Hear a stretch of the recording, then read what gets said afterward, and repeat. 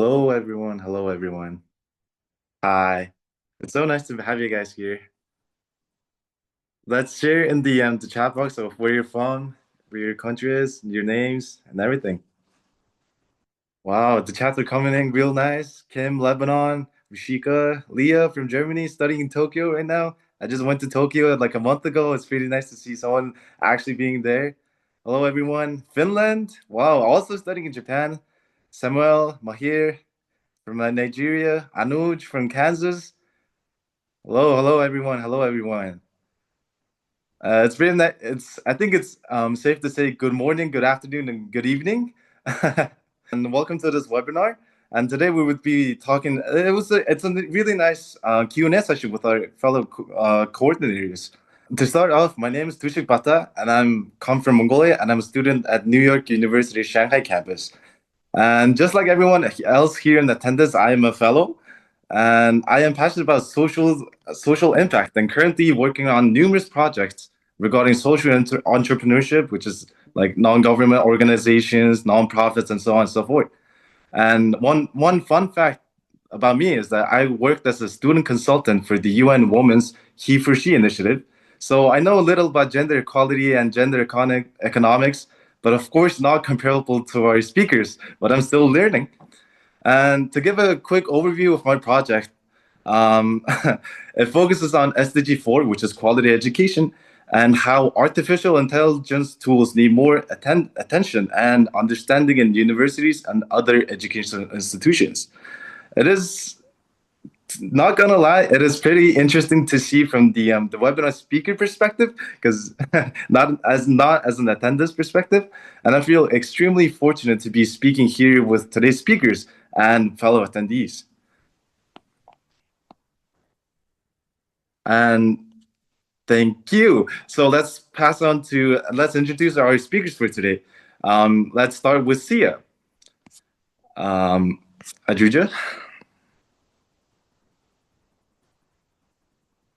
Okay. Sia Shinde is a program coordinator at the Millennium Campus Network, where she supports leaders across the globe. She first joined the community as a campus director in 2024, leading Swasthya, menstrual health, education, and gender and sexual minorities empowerment in Mumbai. She has also served as a team lead and interview lead on the Global Admissions Committee, helping shape incoming Millennium Fellowship cohorts. She is a multilingual English literature graduate, passionate about gender equality, languages, and cultural discourse. Sia aspires to work in conference interpretation with international institutions. So let's hand it over to Sia so she can say hello. Hi everyone. Hi Tushik. Thank you so much for that beautiful introduction. I'm so happy to be here today. And honestly, like Tushik mentioned, it feels like a full circle moment to now be on the other side of these webinars because even I used to be an attendee last year. But yeah, I'm so happy and I'm so excited to reflect on my journey. First as a Millennium Fellow and now as a program coordinator, because honestly, both of these roles have taught me so much about leadership. And yeah, I'm super happy to be here today and share some of those lessons here with you all. But yeah, thank you so much for having me. Thank you, Sia, and let's give a round of applause in the chat, like the emojis. All right, thank you, Sia, and let's go on to Carla. Carla Alfaro is a feminist activist, writer, and program coordinator at the Millennium Campus Network, supporting Millennium Fellows in advancing SDGs through campus-based projects. Originally from northern Mexico, she holds a bachelor's in social and humanistic studies from the University of Monterrey, with a focus on gender studies, feminism, education, and community work. She's currently pursuing her master's in geography, environment, and development at Sorbonne University in Paris. I mean, Paris, as they say. Carla's work is rooted in migration, social justice, and the empowerment of women and youth in the global South, including her also including her ongoing leadership project, which was once a part of the Millennium Fellowship called Leonora. Let's give it to Carla.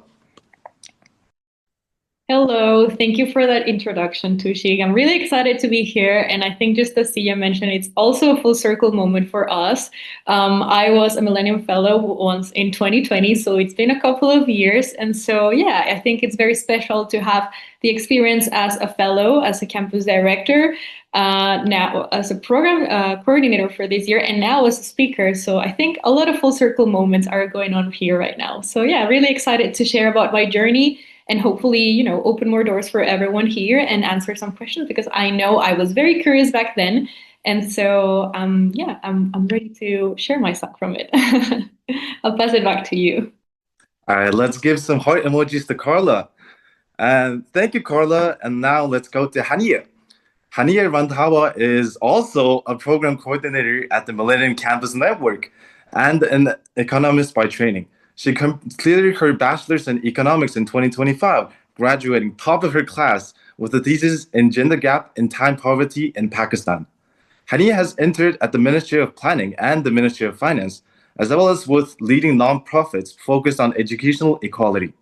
She co-founded the Empowerment Curve and its flagship Learning Mosaic initiative, which brings emotional literacy and early childhood education tools to under-resourced preschools, and is committed to building systems that unlock human potential. Let's give it to Hania. Thank you so much, Tushik, for that lovely introduction. First of all, so lovely to meet all of you. And I see the energy in the chat is just so great. So lovely to see all of you, to meet all of you.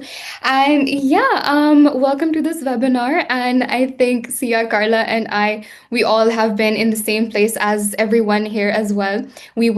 For me personally, I was a Millennium Fellow and Campus Director last year as well, so pretty recent.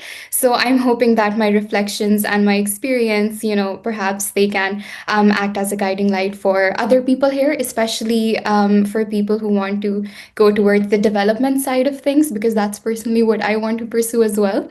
But yeah, so amazing to be here amidst all of you lovely people, and cannot wait to get this conversation going. Thank you so much, Toshik. Back to you. All right, let's give some hearts and likes and emojis to Hania. All right, we will go on to our session's main thing, which is the Q&A from the moderator, Q&A towards to our program coordinators. And let's start. And also, the students also have questions. So if you have any questions, any regards, or any questions regarding all of our speakers, please write it in the chat and we will be answering them in our next part. All right, let's start the Q&A. All right, the first question is towards all of you, which is looking back post-graduation, what has been the biggest shift in your life or career that you didn't anticipate when you were a Millennium Fellow?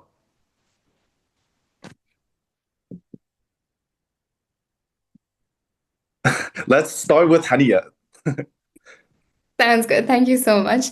I think if I were to describe my entire fellowship experience in one word, it would have to be unpredictable. Because honestly, as an economics student and also someone who's really fascinated by the development side of things, I had always been really interested in starting my own initiative and kind of, just delving into what I could create and the side of social impact that I could contribute to. But, you have this idea in your mind, you have this thought in your mind, but you just cannot bring it to life, right? And the Millennium Fellowship came to me as my platform, as like my holy grail, right? So I found the spark that I was missing, and I was able to transform the idea in my head that I had for so long, and I actually was able to implement it. So for me, the journey already was so transformative. And then after the fellowship, I, had the opportunity to continue with the initiative, and it's still running today. And we're, my co-founder and I, we are, working every day to scale it. So, for me, the entire journey has been so special, and it's honestly has been one of the best decisions of my life. The moment I clicked on the apply button, it was just amazing. And yeah, so that has been the journey for me. But yeah, I'll pass it back to you, Tashik. Thank you, Hania, for the great remarks. I'm so excited to learn more about Leonora, which was your Millennium Fellowship project, right? Okay, let's pass it on to Carla and let's see what she has to say. I think the biggest shift for me, that I never anticipated once I joined now 6 years ago, was how everything would start making sense in what I wanted. I always remember wanted, to make a change. I noticed that there were issues going on in my community, but I never fully grasped how having the right tools could really, like Hania said, open doors for you and really like structure things. And so to me, I think the biggest shift has been how I view change, how I view development, how I sometimes would just consider myself, I'm just a student, how much can I do? But now, after the fellowship and looking back about everything that I've done ever since, it's like, no, I am someone that is able to perceive that things are needed, to perceive that change is needed. And I am someone that has the tools, that has a way to make a change. If it's just one person, that is still change, that is still development. And I think it wouldn't have been possible without, this kind of spaces and this kind of training that the fellowship offers. So I think for me, how I view myself as a change maker, how I view myself as a leader was completely transformed after the fellowship. So yeah, thank you so much, Tushik, I'll pass it back to you once again. Yes, yes. I think it's safe to say for everyone here, everyone wants to change something, but they just need a little push. And I feel like for me, I think the Millennium Fellowship was the push, and it's a really big one. Let's ask Sia. And Yeah. Thank you so much, Tushik. And I completely agree with Carla and Hania both. You start off with an idea, but you don't really know how to put it into action and what to do with that idea. And that's how it was for me as well, because I knew that I wanted to do something in my community. I wanted to make a difference, but I did not know how to get started and, whom to reach out to and, how to exactly go forward with the idea. And that is where the fellowship really really helped me connect with people and my peers who had the same goals, but I never knew them. And it was such a beautiful experience to be able to talk to these like-minded people. And I am still friends with all of my fellows and my co-campus director especially, and that's such a beautiful thing for me. But I think the biggest shift for me was, I think, my entire worldview, honestly, because especially in these times, with the state of the world today, it's so easy to have a very negative perspective about the future and about how things are today. And that's how it was for me as well. But, once you enter this community and once you actually see the a number of people and the number of young people, especially, who are willing to work towards real change in the world, I think that is honestly, like, it's mind blowing, and that sort of gave me the confidence to not only believe in myself, but also today's generation that, we can and we will make a change. But yeah, I think that would be the biggest change. yeah, thank you, Sia. And your comment about the negative emotions people feel was really interesting because, for me, why be negative all day? Why be negative when you can be positive? So I try to be optimistic every day. All right. So let's go on to ask a question to Carla. Storytelling and writing are essential to your identity as a feminist advocate. Can you share a moment where storytelling your own or someone else's directly influenced the decision you made post graduation, like maybe for your project, studies, or even career? Yes, I think And I can connect with definitely for with my experience with the fellowship. I have always been very passionate about learning about people's lives, and I think growing up, learning about different lives that people had around me, kind of like filled this passion to whenever I heard about a problem, and I kind of saw myself, maybe I would do this or I could do that. But like we mentioned before the fellowship, it was more of an idea only. And so, one moment specifically, and I think completely, it's in regards to what I did during and after the fellowship, was learning about the women in my life, the challenges that they had, the opportunities that they had, and how I was so privileged to, get an education, to have my voice heard, to have the even the opportunity to question how to do things. And so, every women's story that I've started, meeting in my life, I think completely changed. And I think after graduation, I had this passion for storytelling and learning about other people's lives. I had this toolkit that I learned from the fellowship and this constant reminder, as we've all mentioned, of being a part of a community, that my voice mattered, that how I saw the world and how I wanted to make a change mattered. It pushed me, to continue in learning. As you previously mentioned, I'm right now doing even a master, a graduate study in development, and that could not be possible without, acknowledging that I could make a change. And so, yes, I think a moment specifically would be just growing up, learning about women around me, my friends after, studying and such, and many other storytelling opportunities that I've had, through either theory, literature, or even during the fellowship, meeting some other change maker that was also passionate about gender equality and feminism, but they were all across the world, so they might have very different experiences, but we still had that passion together. And it was through storytelling and narrating our lives that we would, find a point in common, and that completely, put my passion into work. And once I said, like I said, sorry, it's just the fellowship that really helps you connect that fuel and passion to action and change. And so, yeah, I think that is something that to this day I still consider as one of main points to my identity and the work that I do, because I think I like to be very personal whenever I put my work, into action. And yes, so I hope that if someone's out there, with a passion for storytelling and still haven't found how to put it to action, it is there. You just, you take the tools and skills that you learn here, and you will definitely find, how to put it to work. But yeah, back to you, Tushik. All right, thank you, Carla. And this is a friendly reminder to our fellows. Ask questions in the chat or raise your hands so the speakers can see, and then we can go on. All right. The next question is about many fellows struggle with the what's next after the fellowship.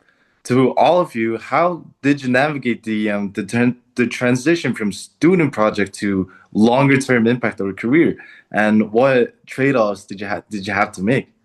And I think it's interesting to see her about Kania's perspective, as she is currently doing her project on it. Yeah, thank you so much. That is a very thought-provoking question because I've just graduated, I'm a fresh graduate. So I think right now, currently, this is my transitionary period. And I think as students, there's sort of like a comfort in knowing that, all right, I have my academics right now, so I have to focus on that as well. And then, you have kind of this leniency to kind of maybe decide on where you want to take it. But, once that is done, then that's when, you have to ask yourself, all right, what do I want to create? Like, what do I want to do now? And I think that decision for me has been really important because I see my colleagues heading into different disciplines, right, into different fields. I had to ask myself, all right, so what is it that I want to prioritize here? And I think I say this for everyone as well, but I think the most important part or the most important thing for all of us is to create, is to Oh, I think she blacked out. art.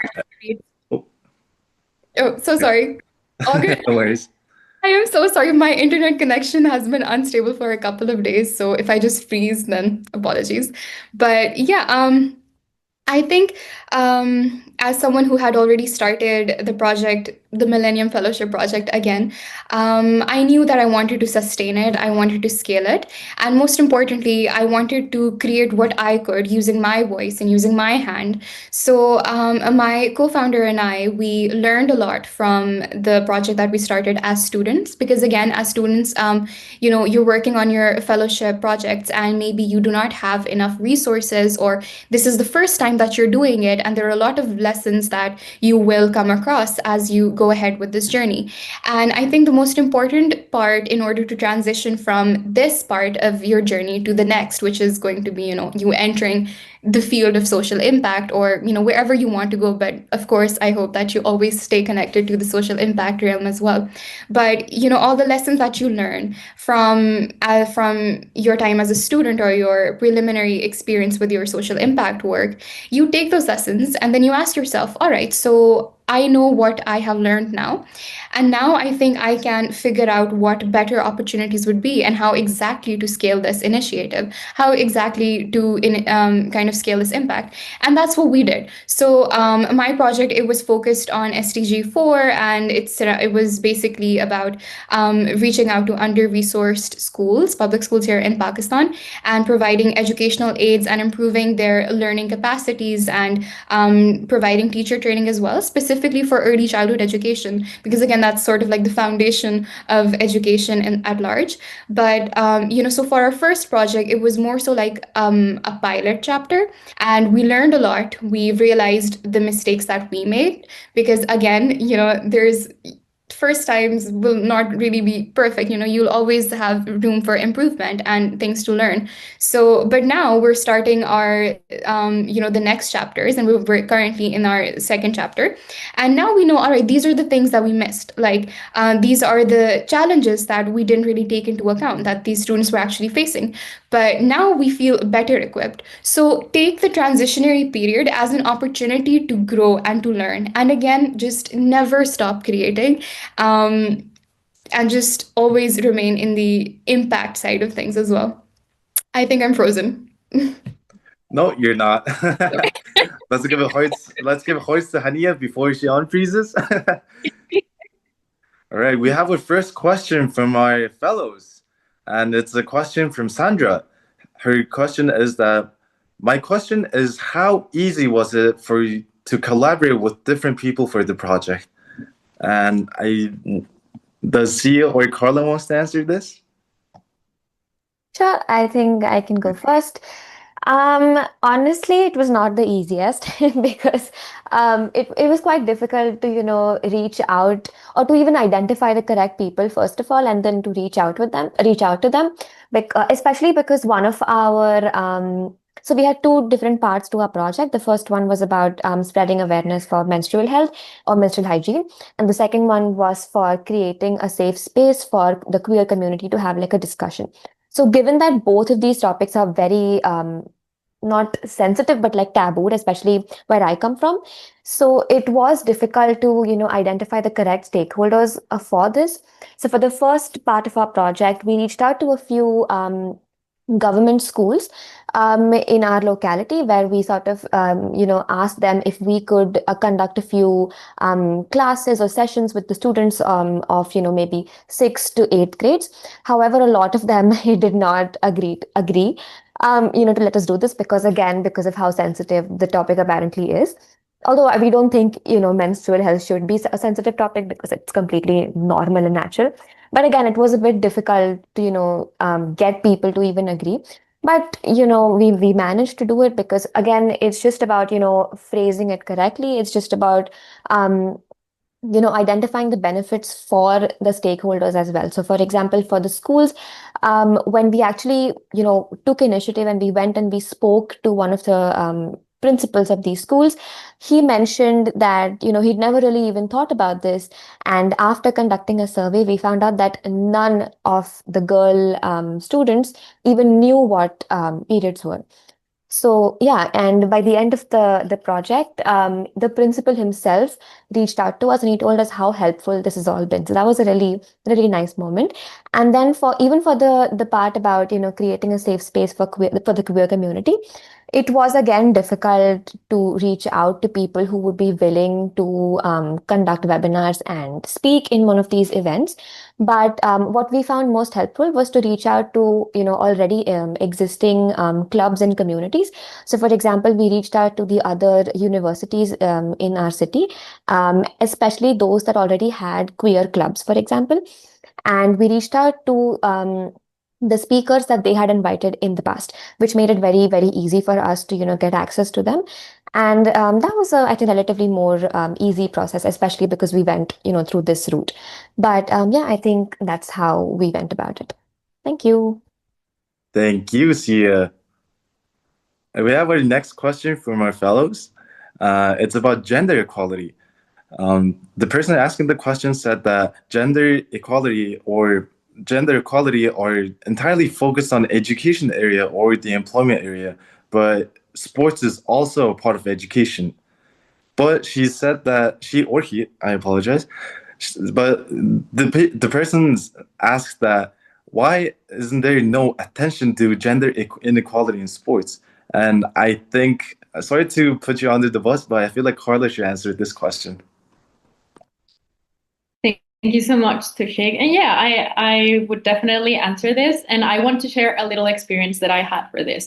So, I happened to have been a volunteer for last year's Olympics. And I had the chance, to be at the Olympic Village and really get to know athletes and also more about the different, international institutions that go around the Olympics, which and Paralympics, which are, the idea that we have at the most expression of sport. So for me, it was totally new and also like the highest on, experiences that I've ever had. But I mentioned this because I think we all have this idea of the Olympics as this big institution. So I'm really excited to answer this question because like I mentioned, I really have been around the discussions around gender, around feminism, around equality. And so I would directly answer to your question, yes, sports is definitely something that we need more people to talk about when it comes to gender equality.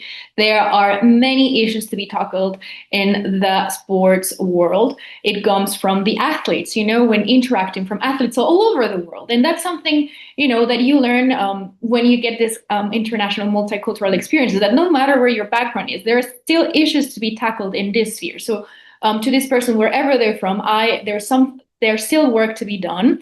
There are many ways that you can achieve that. You can look at it from your direct perspective. So maybe, engage into connecting with athletes or people, in your community that play your sport. You can go ahead and ask them directly, are there any roles, where gender might be, an issue that you're experiencing, or what practices could be reinforcing gender stereotypes around sport, or even ahead, whenever we plan training, how we act around athletes, whether their gender is.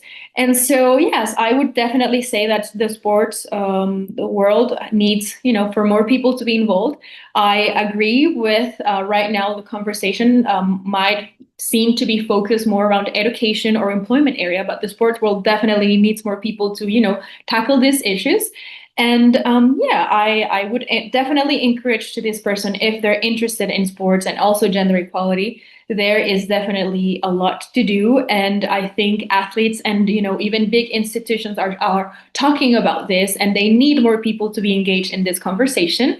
And I just mentioned, this experience to be clear that it could be as a thing as just involve yourself in maybe a local team and, tackle that, or also, dream as big as, being someone that's part of the gender equality, a section of something as big as the Olympics or Paralympics. And I really hope to have answered that and to really give some guidance to whoever asked this question. What an amazing insight from an amazing event, the Olympics. Wow, Carla. We have our third question. It's from Dorothy. She's a finance student from the University of Papua New Guinea. She asked that our campus team faced a new challenge of staying active, and we couldn't finish our project the way we hoped. I'd like to ask for advice on how we can re-engage our campus team or restart our project even after the fellowship period. And this is a question for all of our speakers. And let's go to Sia. Thank you so much, Tushik. And that honestly is a very common issue. It happened with my campus also, my cohort as well, because it happens. Everyone has their own schedules. Everyone's really, really busy. So there, you can reach a point in the fellowship where you feel like not everyone is equally engaged, or people might have difficulty showing up to your training sessions. And I think that is the most difficult aspect of the fellowship as well, because to get everyone to be there, at one place at the same time is extremely difficult, especially considering everyone's schedules.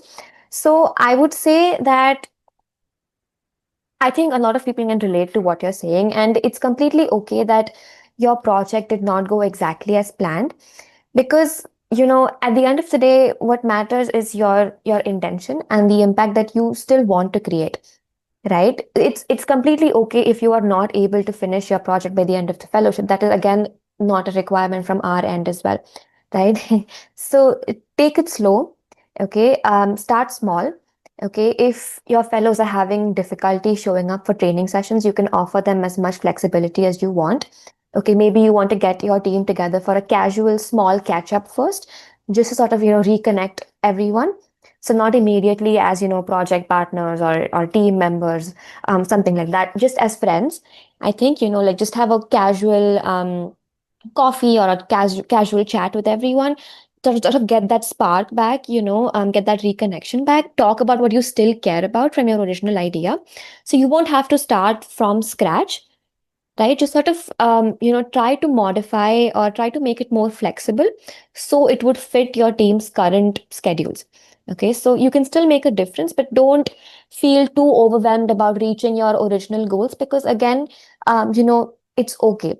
Even if the fellowship may be over, the work you started does not have to be over. You can still continue after the fellowship, right? So as long as you have you've started your project, you've kick started it, you've sort of made some sort of an impact, it is completely okay. Please don't feel overwhelmed, because this happens to almost everybody. Almost so many of my cohorts have asked me the same question. And I see a lot of fellows who think that making an impact is doing something really big, and that's what even I thought when I was in the fellowship, is that if I don't impact like this number of people, then what have I even done? But that's never the case. It's your intention that actually matters. Even the smallest impact is still an impact, right? So I think that's what I would say. And yeah, I'll pass it back over to you, Disha. Thank you, Sia. And let's go head over to Hania and let's hear about her experience with it. Thank you so much. First of all, I'd like to just mention how this was a problem that my co-founder and I also faced, who's also a Millennium Fellow. So we started off with a very different timeline in mind and for our project, but came the graduation and we were still not done with our project, right? And we kind of the timeline that we had set, we didn't really meet it. But of course, a lot of things go into play as students, balancing academics and other responsibilities. That's something as well. And then also, sometimes it's just not possible because I remember the school that we had to target, I think something happened. I think it was maybe the weather or so that the school actually shut down when we had actually decided to go to them. So there are a lot of things that can occur and that can seemingly act as a barrier to your timeline or what you had envisioned. But that's what perseverance is, right? If you have an idea, if you have some inspiration, or if you have this thing that you are very passionate about, this change that you want to bring, then let it come from the heart and let no barrier be too big for it, too large for it, right? So I think there are two aspects to kind of addressing this. The first part is definitely asking yourself, how important is this to you? And to asking every person in your cohort as well, do you genuinely believe in what we're doing, and are you genuinely passionate about this, right? And you guys are Millennium Fellows, so it's highly probable that it is very important to you because you're the people who got up one day and were like, you know what, we are going to do something. This is something that I feel passionately about, and I am going to make a change. I am going to make an impact, however small it is. So you are those people. And then I think after you have decided that, then that's when you kind of approach it practically. And I don't want this to sound like a lecture or anything, but for me personally, what worked was having like really small targets and really quick goals. So, you have the long term vision, but then you also assign small targets, digestible goals, right? So, because when you achieve those, it gives you this sense of accomplishment. And you realize, step by step, sure, slow and steady, but I am doing this slowly but surely, so it keeps the momentum going. And kind of finding the sweet spot to balance with practical responsibilities, academic responsibilities, and balancing that, I suppose, and just finding that sweet spot that hits just right is, I think, the way to go. But yeah, those were my 2 cents on the question. But lovely question, by the way. But yeah, passing it back to you, Tushik. All right, let's see some hearts. Let's see some claps for Hania. And lastly, but not least, let's go. Let's hear from Carla and her advice. Yes. So I think I have a lot to say about this. My initiative, my project started 6 years ago now that I think about it. I applied, a little bit before the millenniumship started. And I can definitely say that it has evolved, it has paused, it has reinitiated, it has transformed itself. It has had people come into the project, out of the project. I had times where I feel like, oh, I hadn't gotten where I expected it to be by this time. So maybe it wasn't right. But I think along the way, and also about like some of the experiences that I've had, is that at the end, I think every journey into social impact, it's very transformative. You learn as you go most times, and I think it's just for me 5 years since my project started. And after I've had to work, so I couldn't focus on my project, or I've had to balance a lot of things. Just like Hani and Sia mentioned, it goes from I can do it every day with my fellow team members to, everyone gets a job, starts doing something differently. And it's harder, to put in, your ideas into work. And that's totally normal. I used to reach out to, big change makers that already had their own NGOs. And I was like, how did you do it? And they would always tell me this, you will learn as you go. And the moment you realize that you always have more to learn, is when you start to relax a little bit about the expectancies that you have. At the end of the day, if you have an event where only 2 people go, or you have a training where only 2 people go, but they listen to you and they connect with what you're sharing, the impact is there. I've had, and I'll share this, I've had people where, only 3 people assisted to a class or a lecture that I had. And I felt really disappointed because, I gave the lecture, I shared what I knew, and then the event finished and they went, on their own way. And I didn't receive any feedback at that point. I was like, no, I must be doing something wrong. I'm not growing as fast as I needed or as I wanted. And it happened to me like around 2 years after that, I had someone with their own project at that point, and they were like, to me, that session changed completely how I saw things. Like on my end, I just saw 3 people, but to them, they saw for the first time someone that took the time and then it motivated to continue their own project. And so, yes, I just want to assure everyone here that we might feel rushed, and usually since we deal with such big problems that we feel we're rushing against time, we're the world can feel very, very big. But at the end of the day, it's your own journey. I think everyone here in the fellowship is very passionate, and they might find themselves, in the community that they wish to attend. So they need change fast. But give yourself some pat on the back, some love, because you are here because you decided, to take action. You are learning as you go, and there are still many things to learn, many things to do. And at the end of the day, as we all mentioned, step by step, you will get where you need to be. Maybe not where you think you will be, but you will end up where you need to be and with the people that will need to listen to you. And so, yeah, 5 years, and still I question what to do sometimes, but it has opened many doors for me, and I continue with it to this day, and it still evolves. So yes, the fellowship, as we always said, I think everyone from MCN always says, it doesn't end with the fellowship. And so, yes, rest assured that this is just the beginning, and there are many things to come, and you'll have time to learn as well. All right, thank you to all 3 of our speakers. And to summarize all of our speakers' responses with one sentence is that the little things matter. The little things matter for the big picture. All right. And we also have our next question, which is from John. And it's for all three of our speakers. How do you recommend measuring the impact in the communities we work with?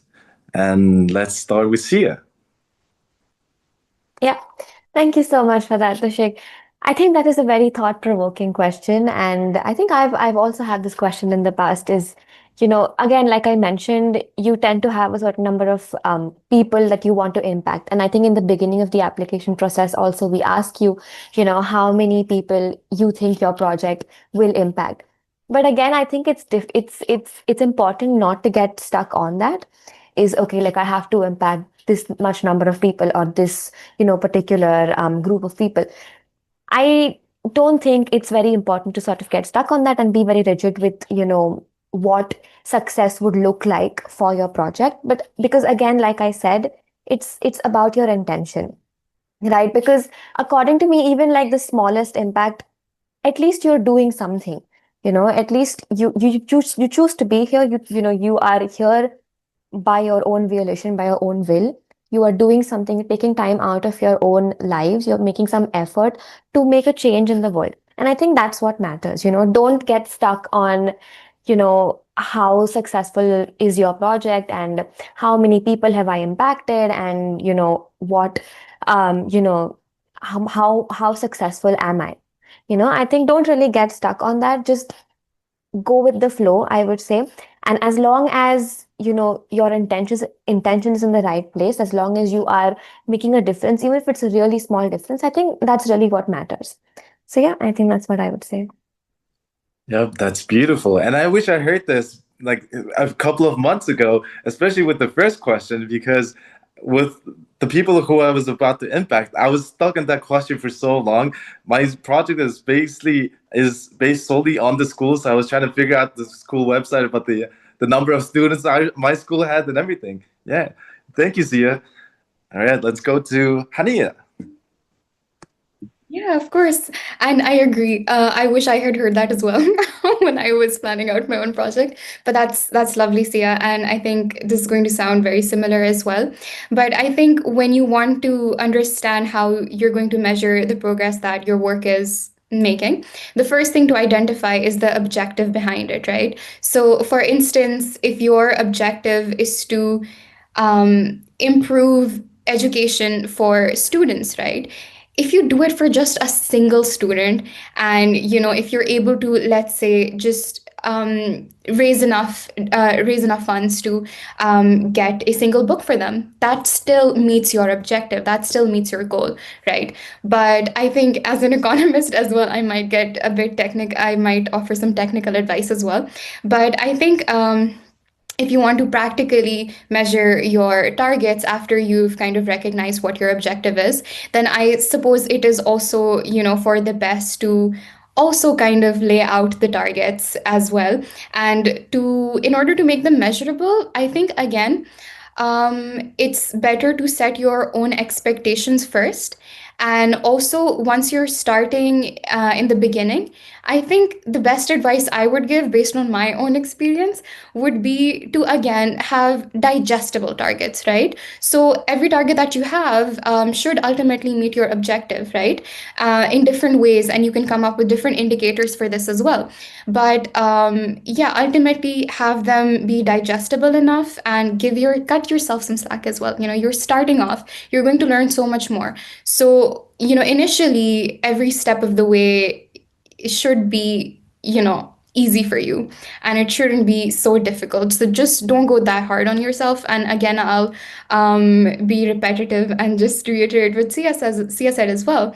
But your target or your measurable goals, they have to be the objective, and the objective is making a change.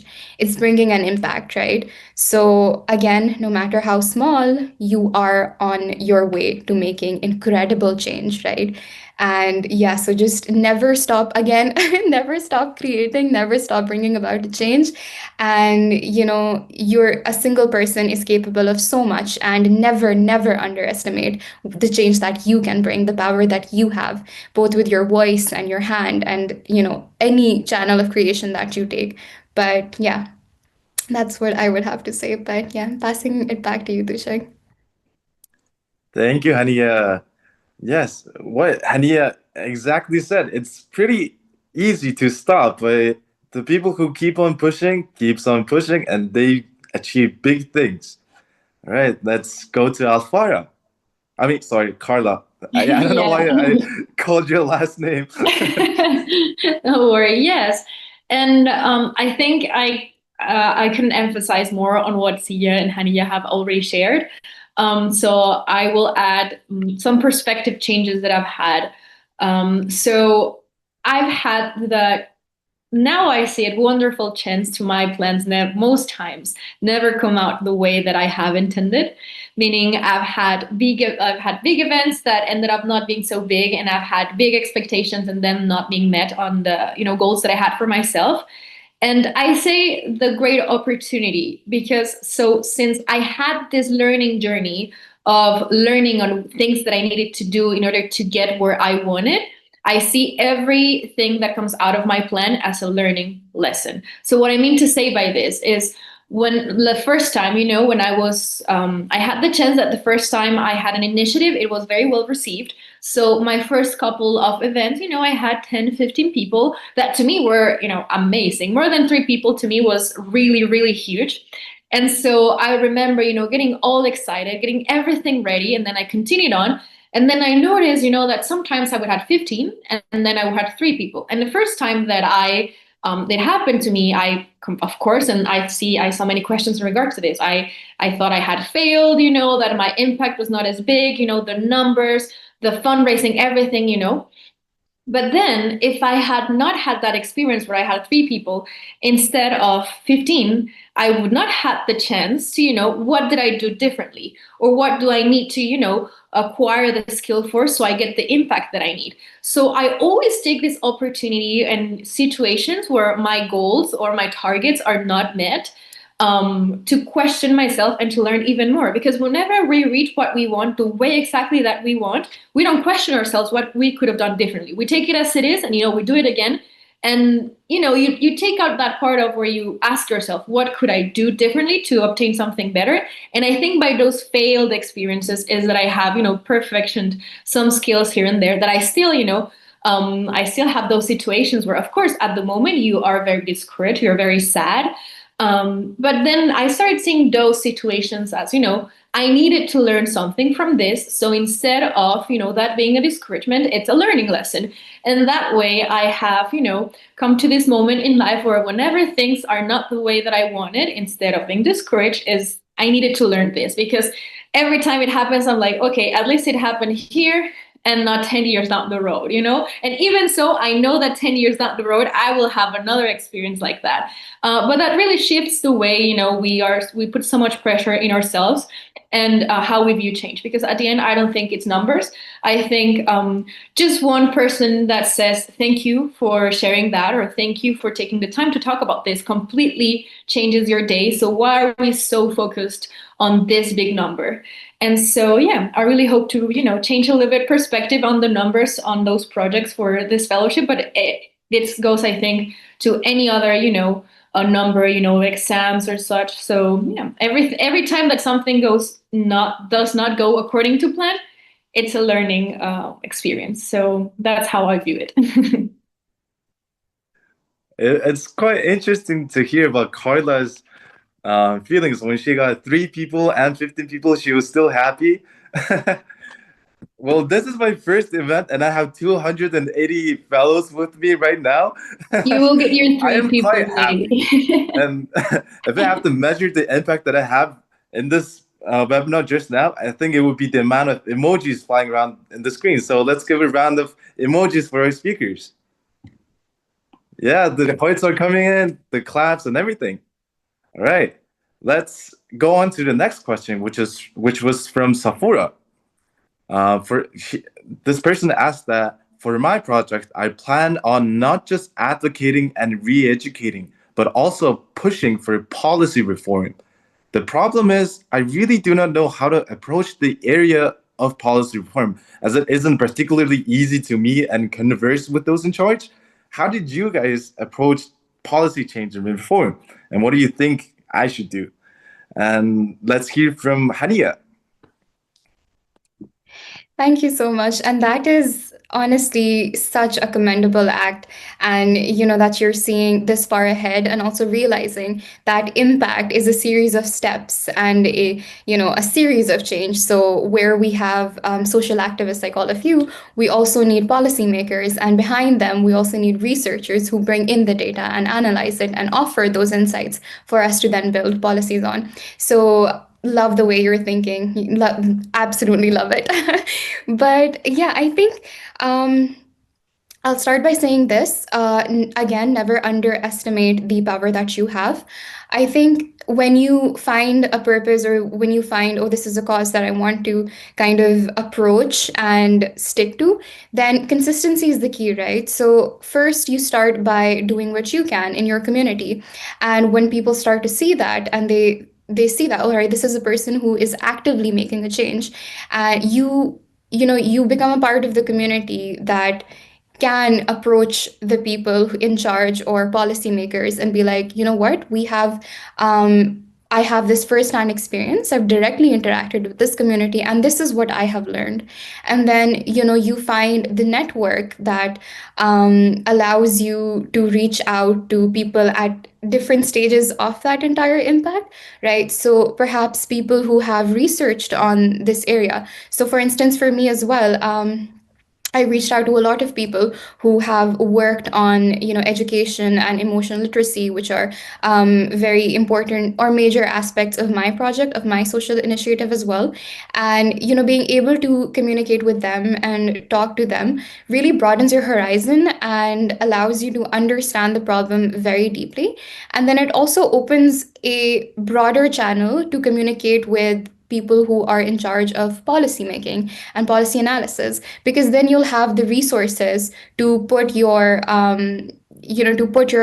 let's say what you want on the table, right? And because you would have experienced it firsthand, you would have not just your own experience, but you would have people who have researched about it, who have really went into it as well.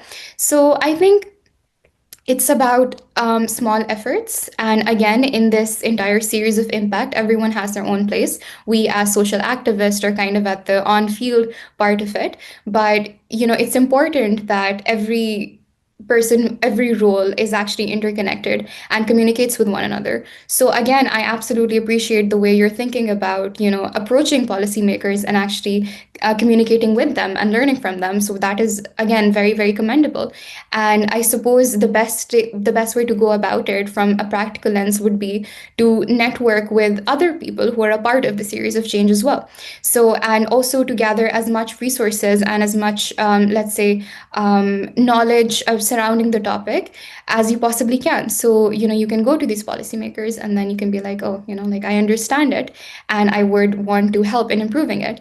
And I assure you, you'll maybe reach out to 50 people, but there's always going to be like one or two people who will respond to you, because trust me, I reached out to so many people, but eventually you find your people. And I will say this though, the Millennium Fellowship has been an incredible platform for this. In fact, Sia and I met during one of the career accelerator programs, right? So again, you're going to graduate, right, very soon. You're going to graduate as class of 2025. But the Millennium Fellowship, you will always be a part of this family. So never stop networking with other fellows, and remain, the career accelerator program is as important and as fruitful, sorry, as the fellowship itself. So you can really make use of those opportunities as well. And I got to network with a lot of people and a lot of people who actually shared the same problems. And it's always good to talk about it, to communicate it, and just consistently reach out to as many people as you can. And, slowly but surely, you'll start reaching to other people in different roles of the same series of change and impact as well, from researchers to policymakers to social impact activists who are doing the same thing as you. But yeah, I think consistency is key, networking is key. Really building that foundational base for you to approach them is just perhaps very important. But yeah, I think that's all that I would say on this. Passing it back to you, Tushak. Yeah, just as Hania said, reaching out to people, outsourcing, connecting with others, networking, it's all big skills everyone should have. And to talk about my project, it's about policy change at the school. And with policy change, I have to go to the principal, the deans, and the chancellors. For my case, I kept emailing them to the point where they just had to meet me. I mean, it's consistent effort, but I still got the meeting. So keep on doing it. But don't disturb others' peace. But mine was for social good, so I think it evens out. All right. Thank you, Hania. Let's hear about Sia's response to this question. Absolutely. I honestly, I do not think I could add more to this than what Hania already mentioned, because she's the expert, she's the economist here. No, don't nod, you are the expert here. But yeah, I think I would definitely just build on what Hania said. Um, Honestly, that's a really important question, and it again depends on what level of policy reform you're talking about. But I think, like Ania mentioned, always begin by identifying your very specific issue. So what really helped me was to not start out in like a very broad manner. So instead of saying improving education or ending discrimination, that would be a very broad topic, right? I think to sort of narrow down on what policy you want to exist, or what rule or what law or what system you think is outdated, to sort of focus and sort of have a particular specific focus. So for example, instead of saying ending discrimination, if you want to focus on a particular policy, you could say like I want to change, or I want to work on the lack of menstrual leave policy in colleges, for example. Right? This would be something that's more digestible, like Ania said, more specific, and something that you can actually work on. Right? After this, I would say, then once you have that particular specific law or policy that you're focusing on, then I would suggest to then start your research, and to see what kind of other laws already exist in this area, and if they are even implemented or enforced correctly, right? And then after you are done with your research, you gather your data. After that, I would suggest going ahead and reaching out to people, because naturally you cannot achieve such a huge goal just by yourself. You would need some support, right? So like Hania mentioned, reaching out to stakeholders, trying as much as you can to, find people who would support your cause. Um, and yeah, I think that's how you could approach, policy reform. Yeah. But again, I'm not the expert. Hania is. All right. Thank you, Sia. And I have unfortunate news to share. I'm sorry to be the bearer of bad news, but that was our last question because we have to wrap up now. But if you still have any questions to ask for us or any of us, you can still write it on our Millennium Fellowship portals. And I think with the post, we can also comment on it. So yeah, and let's hear about our closing remarks from our speakers. Carla, do you want to start?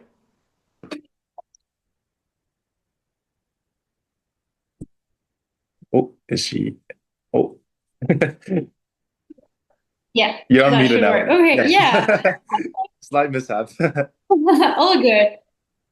Thank you. So yeah, I think as last words or closing remarks, I would just encourage to every fellow to continue Please do not, as I think we've emphasized, do not see the fellowship as being over just because you have graduated or completed the requirements. See this as at the beginning. I think we all change throughout, and if you compare yourself before the fellowship just 3-4 months ago to now, you'll notice a change on how you perceive yourself, how you perceive your project, and that will continue and evolve. So just keep that in mind. And I would like to say that at the end of the day, you were chosen out of many, many, many applications. So please know that there's a whole community that already believes in your ideas, in your project, in what you want to do. And so, yeah, because it can get a little bit discouraging after the fellowship, after maybe not having this spaces as common as we've done for the last month. But yeah, at the end of the day, you were chosen. You are very special within your community. You are someone that wants to make a change, and there is still a long way to go. And I think at the end of the day, the world needs people like us that wants to make a difference, that want to take the time to learn on how to make a difference. And yeah, I think that would be my message. And I hope everyone has had their questions answered. And if you have more questions, that is a good sign. We moved something there, and this is always a learning journey. And yeah, that's pretty much what I would like to say. I'll give it back to you, Tushik. All right. Thank you, Carla. And let's hear Hania's closing remarks to you guys. Yeah, thank you so much. I think I would like to leave all of you with just a little thought or a little reflection as well. But just know that wanting to make a difference, or being able to identify something that is perhaps not ideal in society, and taking the step, or being like, oh, I want to be someone who changes it or brings about some sort of contribution to its change, right? That is the first step, and it's the most difficult step, right? Knowing and just realizing that passion within you. Once you do it, just hold on to it. Just hold on to it. Let it burn. Feed it, right? And the way to do that is definitely to engage with other people who share your mindset, who also want to engage with their community and make a difference. And again, keep on networking. The Millennium Fellowship is an ideal place for that as well, because we're all here, and all of us, we want to make a difference, right? We want to work towards a better tomorrow. So, you'll find like-minded people here as well, but also in your own community. And just know that no matter what you create, it's perfect, right? Because this is your journey, and journeys, they are not comparable. Yours is your own. So never feel discouraged, and always know that a setback is not truly a setback. It's always an opportunity to learn. And I think Carla really emphasized on this as well, that, once you think that, oh, this is something that is not really an ideal situation for me, that's fine. You grow and you learn and you become a better person, because ultimately that's what it's about. It's about growth, and it's about really harnessing your true potential. And you can't do that without setbacks, and you can't do that without, finding opportunities where you realize, oh, this is where I could have done this differently. But yeah, again, you all, each and every one of you here has so much potential, so much potential. Just make sure that you realize that, and you tell yourself that, and you work towards it, and you do something that makes you happy, that makes other people happy, and be your own peace and other people's peace as well, because at the end of the day, that's all this is about, right? But yeah, I think that's what I would like to leave all of you with.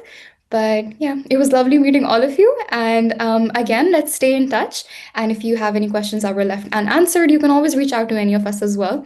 But yeah, wishing you all the best with your next chapter in life. All right. Thank you, Hania. Yeah, we have to be positive to ourselves and to others. All right. Let's hear about Sia's closing remarks. Yeah. Thank you so much, Tushik. First of all, thank you for being such an amazing moderator today. Thank you so much to Hania and Carla for being here. And thank you everyone for attending and being a part of us during this conversation. It's honestly been so amazing, and discussions like this honestly remind me of why our community is so special. Like Carla said, please don't think that your journey with the fellowship ends here, or ends in November once your graduation is done. That's not true. your impact will always continue, and please make sure that you stay connected with this community. That's something that has honestly changed my entire life, is staying connected with MCN, with the fellowship after it has ended. um I would also encourage all of you to, once the opportunity arises, to join the Global Admissions Committee, because personally for me, that was truly, it has impacted me, I would say, just as much or even more than being a fellow. Because, and again, just like today's discussion, getting to hear about, your stories, and once you're in the position where you sort of get to, look at your fellows circumstances, and what they've made of their own circumstances, how deeply everyone else alongside you cares, and how willing everyone else is to act on it, that kind of resilience sort of completely shifts your worldview. So I would really, really suggest, um, staying connected, definitely trying to be part of the admissions committee. It's a beautiful experience, and I will never not emphasize this. But yeah, again, please be kinder to yourselves. Do not put too much pressure on yourselves. You will and you can make an impact, and you are already making an impact even by being here, even by doing whatever you are doing. Right. So, yeah, thank you so much for being here. And it has been so, so amazing to see all of you here. Thank you. I'll pass it back over to you, Tushi. All right. Thank you, everyone, for being here. And now the speakers will be writing their info in the chat, so please don't overload the chat with responses. And while they're doing this, I will share you guys some important deadlines and important events that will be happening soon. The first one to keep an eye on for the future event will be Saturday networking and the upskilling hour. Just as Sia and Nadia just said, they even met there. So what you might even meet a friend 2 years later. You both doing a presentation or a webinar on for the Millennium Fellowship. So keep an eye for the upskilling hour. It will be on policies, public health, and people, and it will be on November 15th, 4 a.m. Eastern time. Keep notice, Eastern time, 4 a.m. And don't forget to RSVP for the upcoming class of 2025 Millennium Fellowship Global Graduation Ceremony. It's on November 21st, 2025, of course, unless you're living in the future or the past. And it will be at 10 a.m. Eastern time. As a Millennium Fellow of this year, I will not forget about this event, because if I don't come here, I will not graduate. All right. Thank you, guys. Wait, I'll also share my contact ideas. Let's spread the device, or sorry, not the device. Let's spread the screen with a bunch of hearts, bunch of clapping emojis. Let's go. I feel like it was a pretty insightful session, right? All right. Do you guys want Instagram or LinkedIn? Okay, I'll just put my LinkedIn here. It's literally my name, which is Tushik Bata.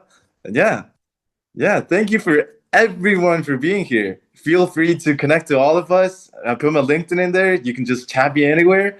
I'll just, keep on going. And thank you again for the Millennium Fellowship team for giving me, the MCN team for giving me this opportunity to moderate. I only got to know about this yesterday, and I think I did a good job. But as all of our speakers said, we don't have to put expectations on ourselves. And if you did good, you did good. No one has to judge me, but when I sleep, I might have to judge myself. So yeah. Thank you, everyone, for joining the event, and we'll see you guys in the next one. All right.